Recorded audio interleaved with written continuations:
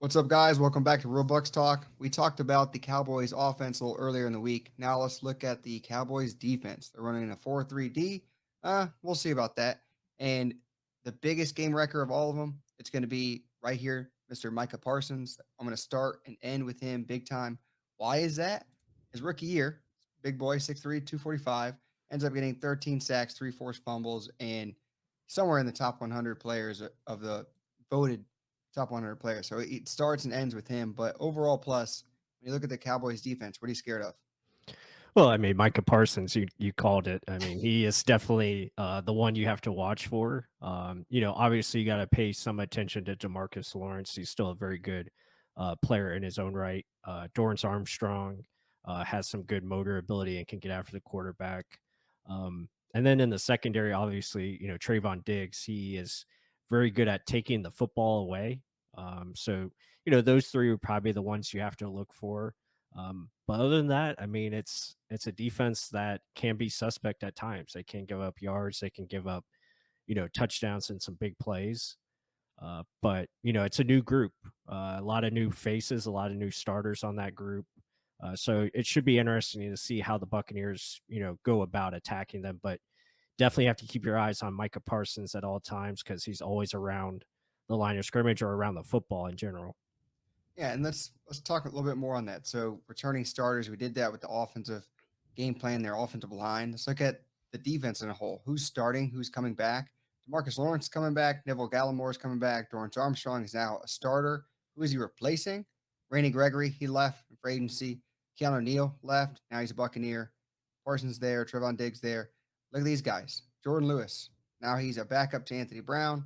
KZ and Wilson no longer there. Now Hooker and Curse are starters on their defense.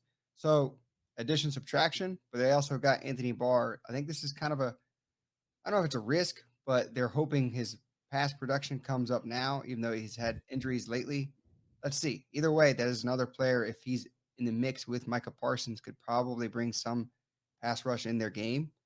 I mean, they're hoping probably for this three-headed monster of Demarcus Lawrence, Anthony Barr, and Micah Parsons, but we'll see. We'll figure these things out. And then they have backups in Dante Fowler Jr. and Terrell Basham that can get after the quarterback as well. So they have some things you got to be worried about considering our offensive line. I know that's going to be the go-to argument for every media speaking head, and they have options to get after it. And will Luke Gedeke, who's called the starter at left guard now, will he be ready to take on these pass rushers?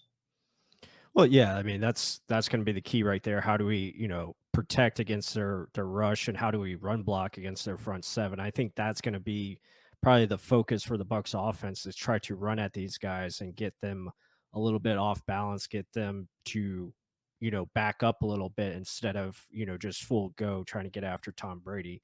So it'll be a good mix of balance. I would expect from the Buccaneers offense to keep them at bay from just unleashing the pass rush and, obviously sending blitzes and trying to be aggressive.